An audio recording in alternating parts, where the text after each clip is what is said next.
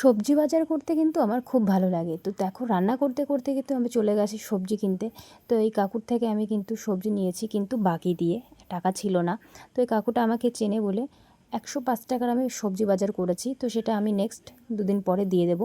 তো এদিকে দেখো অনেক কিছু কিনেছি, অনেক কিছু। 105 টাকার যে এত কিছু সবজি হবে আমি নিজেও ভাবতে পারিনি। তো পরে বরকে বলেছি, শাশুড়িকে বলেছি, সে বলছে বাহ, আজকে তো অনেক সবজি হয়ে গেছে। তো যাই হোক, বেশ ভালোই লাগলো। তো চলো প্রথম থেকে ভিডিওটা স্টার্ট করি। তো আমি সুস্মিতা, তো আমার চ্যানেলে তোমাদেরকে অনেক অনেক স্বাগত। সকালবেলা ঘুম থেকে উঠেই আমার চেহারাকে দেখতে পাচ্ছি একটু ঘুমিয়েছি আমি। কটা দিন তো আমি ঠিকমতো ঘুমাতে পারিনি, কারণ আমার শরীর তো জানোই খারাপ কানের সমস্যার জন্য। তা চোখ মুখ দেখে বুঝতেই পারলাম যে আমি একটু রাত্রে ঘুমিয়েছি। অ্যাকচুয়ালি সত্যি কথা, আমি রাত্রে একটু ঘুম ঘুম ছিল চোখে। তো যাই হোক, এদিকে কিন্তু সকালবেলা কর্তামশাইকে আমি দিয়ে দিলাম হচ্ছে 1 গ্লাস গরম জলের সঙ্গে আমাদের ওর একটা টোটকা, যেটা বলে কি জিরে টিরে পাউডার টাইপের করে 5 রকমের মশলা মানে মিক্সড করে একটু ভেজে নিয়ে সেটা কিন্তু হাফও না, হাফ গ্লাস উষ্ণ গরম জলে কিন্তু খেলে সেটা খুব উপকারী। এটাই নাকি গ্যাস কমে, প্লাস পেট কমে, অনেক কিছুই কাজ করে। তো যাই হোক, কিছু কিছু টোটকা বাড়ির টোটকা করলে কিন্তু বেশ ভালোই হয়, মানে নিজের হেলথের জন্য। তো যাই হোক, আমাকেও বলেছে খেতে, কিন্তু আমার আর খাওয়া হয় না। কি বলি, আমি একটা করি আর একটা ছাড়ি, এরকম অবস্থা আমার। তো যাই হোক, ঘুম থেকে উঠেই কিন্তু আমার প্রথম কাজ যেটা থাকে সেটা হচ্ছে আমার ঘর গোছানো। সবারই, প্রত্যেকটা মেয়েরই কিন্তু এই ঘর গোছানোটাই বেশ প্রায়োরিটি বেশি দেয়, যেমন আমি। কারণ আমার মনে হয় ঘরটাকে গুছিয়ে সব কাজ বাজ করলে না বেশ ভালো লাগে। আর বিশেষ করে ঘরের চাদরটা, মানে খাটের যে চাদর এসে খারাপ হোক, পরিষ্কার পরিচ্ছন্ন হলেই কিন্তু বেশ ভালো লাগে, তাই না? আমার কাছে সেটাই মনে হয়। বাইরের ওয়েদার কিন্তু আজ খুবই ভালো, কারণ জানো তো, আজকে এত পরিমাণে হাওয়া হচ্ছে, আমাদের দক্ষিণের হাওয়া আবার প্লাস উত্তরে, মানে চারিদিকে শুধু হাওয়া। হ্যাঁ, একটা জিনিস খারাপ লাগছে, সে শুধু ধুলো উঠছে, বাড়িঘর শুধু ঝাড়া, মানে আর কি বলবো, একটু কষ্টই হয়। আরও হাওয়ার জন্য গরমটা অতটা অসুবিধা হয়নি, কারণ হাওয়া হলে গরমটা অত লাগে না। তো যাই হোক, এদিকে কিন্তু আমার ঘরটা গোছানো হওয়ার পরে কিন্তু আমি বাসি ঘরটা ঝাড় দিয়ে দেবো। আর ঘরটা ঝাড় দেওয়া হয়ে গেলে বারান্দাও ভাবলাম ঝাড়টা দিয়ে দিই। কী বলো তো, ঘরটার যতই ঝাড় দিচ্ছি ধুলো বালি এত পরিমাণে হচ্ছে, কী আর বলবো, কিছু করার নেই। একটু হাওয়া পেলে একটু কষ্ট তো পেতেই হবে। তো এদিকে কিন্তু আমার ঘরটরগুলো ঝাড় দেওয়া হয়ে গেছে। সকালবেলা কিন্তু মা যাবে একটু ডাক্তার দেখাতে। তো কিন্তু আজ আমি রান্না করব নিরামিষ তরকারি, ভেবেছিলাম উনুনেই রান্না করব। ঘুরে ফিরে চলে আসলাম আমার গ্যাসের ঘরে, কারণ আমার রান্নাঘরে রান্না করতে ইচ্ছা করছে না, শরীরটা যেহেতু ভালো না। তো মা বাড়ি থাকবে না, মা যাবে ডাক্তার দেখাতে, কর্তামশাইও কাজে চলে যাবে, একসঙ্গে দুজনে বেরিয়ে যাবে। এদিকে কিন্তু আজ আমি রান্না করেছিলাম, আজ সোমবার, নিরামিষ। আজকে আমি কাঁঠাল করেছিলাম, একদম নিরামিষ, আদা জিরে একটু আর বাদাম দিয়ে। আর এদিকে কিন্তু পটল ভাজা।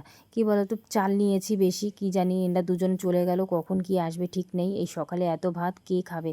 একা খেয়ে কি আর পারা যায়? কিন্তু হ্যাঁ, দুপুরবেলা এসে সবাই খাবে, কিন্তু জানি না কে কখন আসবে। মায়ের যাচ্ছে এই 8টার সময়, কখন বাড়ি ফিরবে তারও ঠিক নেই। ডাক্তার দেখাতে তো লেটই হয়। আর কর্তামশাই কাজে যাচ্ছে, কখন আসবে তারও কোনো ঠিক নেই। তো যাই হোক, এদিকে কিন্তু আমি সেই আমার মতো তো রান্নাবান্না করলাম, ঘরের কাজ বাজগুলো সারবো একা একা। তো এদিকে কিন্তু দেখো আমি রান্না বসিয়েই দিয়েছি। তো প্রথমে কিন্তু আমি পটল ভাজাগুলো করে নিলাম, তারপরে সত্যি বলতে নিরামিষ তরকারি বেশ ভালোই লাগে তোমার, বিশেষ করে ইঁচড়টা। নিরামিষ করেছিলাম আগের দিন, ভালো হয়েছে, আজকে তেমন ঠিক ভালো হয়নি, কারণ আমি বুঝতেই পেরেছি রান্না করার সময়। কারণ রান্না করার সময় কিন্তু অনেকটাই বোঝা যায়। সেটা আমি আজ বুঝে গেছি, আজ রান্না তেমন ভালো হয়নি। খাওয়ার মতো হলেই হলো, কিছু করার নেই। প্রতিদিন যে একই রকম ভালো হবে তা কিছু নয়। এদিকে আমার কিন্তু রান্না ভাত হয়ে গেছে, আর এদিকে পটল ভাজা হয়ে গেছে। আর কি বলবো, কাজ করছি আর গরমে বেহাল অবস্থা। ঠান্ডা লাগাতে আমাকে বারণই করেছে, কিন্তু তাও কিছু করার নেই, টুকটাক কাজ তো করতেই হবে। গ্যাসে তেমন কষ্ট হচ্ছে না, কিন্তু ওই যে ঘেমে যাচ্ছি। তো এদিকে কিন্তু আমি এঁচোড়গুলো কিন্তু ভেজে নিয়েছি, সিদ্ধ করিনি। কিন্তু আমার একটা জিনিস মনে পড়েছে, আমার কাছে নেই গরম মশলা। তো আমি চট করে চলে গেছি আমার জায়ের বাড়িতে, সেখানে গিয়ে কিন্তু ওর কাছ থেকে নিয়ে আসলাম আমি গরম মশলা। আর গরম মশলা না দিলে কিন্তু একদমই ভালো লাগে না। তো যাই হোক, ওর থেকে তাড়াতাড়ি করে নিয়ে এসে আমি বাড়ি কিন্তু রান্না বসিয়ে দিয়েছি। তো এদিকে কিন্তু তেলে আমি দিয়ে দিয়েছি মশলা, পরিমাণ মতো লবণ হলুদ দিয়ে দিয়েছি। দেওয়ার পরে কিন্তু ভাজা যে তোমার ইঁচড় আর আলুটা দিয়ে কিন্তু কষিয়ে নেব। আজকে রান্না দেখে সত্যি বলছি আমার একদম ভালো হয়নি, আমি নিজেই বলে দিচ্ছি। কাঁঠালটা ভালো ছিল, বেশ গলে গেছিলো, কিন্তু এটা যদি আমিষ করে রান্না করতাম হয়তো আরও বেশি স্বাদ হতো। কিন্তু নিরামিষ আজ এরকম হলো, কি জানি। কি বলো তো, সব দিন তো আর এক না। আবার রান্না করতে করতে চলে গেলাম আমি আমার একটা কাকুর কাছে, এখান থেকে আমি নেব হচ্ছে সবজি। আর সবজি নিতে গিয়ে কিন্তু আমার কাছে ছিল না টাকা। তো না থাকার কারণে, চেনা পরিচয় যেহেতু, ওর জন্যে ওনার থেকে আমি বাকি নিয়েছি 105 টাকা। তো আজ সবজি কিন্তু অনেক কিছুই পেয়েছি, কী কী বলছি। লাল শাক নিয়েছি, কচুরলতি, উচ্ছে, তারপরে তোমার কুমড়ো, আদা, তারপরে শাক টাক তো অনেক কিছুই নিয়েছি, কী বলবো, সবজির বাহার হয়ে গেছে। 105 টাকার যে এত সবজি হবে আমি নিজেও ভাবতে পারিনি। তো যাই হোক, আমার বাজার করতে এমনি খুব ভালোবাসি, আর আগাগোড়াই খুব, এখন যেহেতু বেশি যাওয়া হয় না বাজার ঘাটে, বড়মশাইয়ের একটু কাজে ব্যস্ত থাকে বেশি, যার জন্য আমার বাজার টাজার এখন খুব কমই যাওয়া বললেই চলে। তো এদিকে কিন্তু দেখো আমি গরম মশলাটা দিয়ে দিয়েছি। আজ কিন্তু এই গরম মশলাটা দিচ্ছি, আমি দেওয়ার সময় ভেবেছি, বললাম না রান্না ভালো হবে না, সত্যি সেটাই হয়েছে। মোটামুটি খাওয়ার মতো হয়েছে, ঝাল হয়ে গেছিলো। যাই হোক, কিছু করার নেই, প্রতিদিন তো আর একরকম হবে না। তো আজ কিন্তু কালারটাও দেখতে পাচ্ছ, আজ কিন্তু আমি শুকনো লঙ্কা ইউজ করিনি, কাঁচা লঙ্কাই দিয়েছিলাম। এই যে গরম মশলাটা দিয়েছি, এই গরম মশলাটা দিলে না একটু ঝাল ঝাল হয়ে যায়, তরকারিটা আরও ঝাল হয়ে যায়, তখন যেন ভালো লাগে না। তো যাই হোক, আমি এখন সবজিগুলো এক এক করে ফ্রিজে রাখবো। কেন বলো তো, ফ্রিজে না রাখলে না সবজিগুলো মানে একদম শুকিয়ে যাবে। আর ফ্রিজে একটু প্যাকেটের মধ্যে রাখতে হবে, যাতে, কারণ প্যাকেটে না রাখলে আবার সবজি শুকিয়ে যায়, সমস্যা চারিদিকে। তো এদিকে কিন্তু আমার রান্না হয়ে গেছে, এদিকে ভাত, পটল ভাজা, আর এদিকে কিন্তু আমার নিরামিষ তরকারি, তোমার ইঁচড় আলু দিয়ে করেছি যেটা। তো যাই হোক, রান্নাবান্না সেরে কিন্তু আমি ওই গ্যাসের জায়গাটা মুছে ফেলবো। কী বলো তো, রান্নার পরে না গ্যাসের জায়গা খুব নোংরা হয়ে যায়।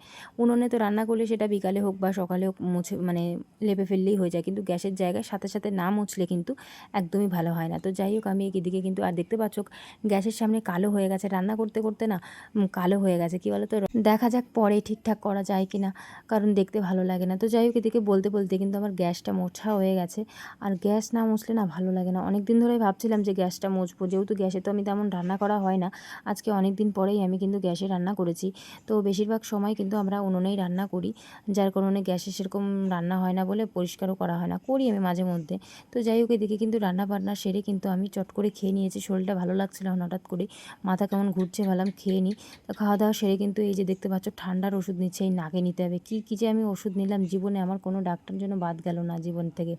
তো যাই হোক, কিছু করার নেই, নিতেই হবে। এদিকে কিন্তু লাস্ট আমার কাজ ছিল হচ্ছে ঘর মোছা। কী বলো তো, সব কাজ বাজ কমপ্লিট হয়ে গেছে, একটু বসে রেস্ট করার পরে কিন্তু আমি ঘরগুলো মুছেছি, কারণ আজকে সোমবার, ঘর না মুছলে হবে না।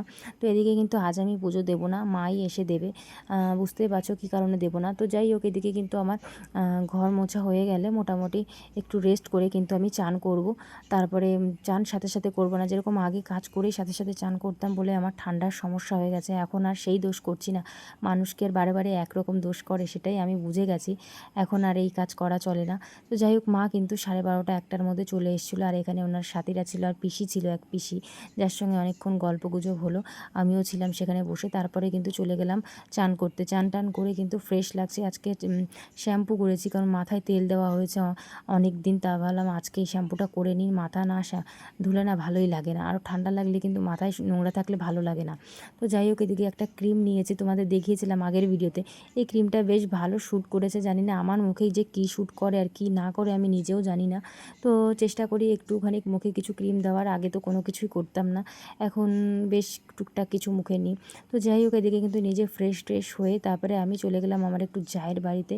তো এখানে এসে দেখছি ওয়েদারটা এত সুন্দর, হাওয়ায় মানে আমাকে উড়িয়ে নিয়ে যাচ্ছে, এতটাই হাওয়া।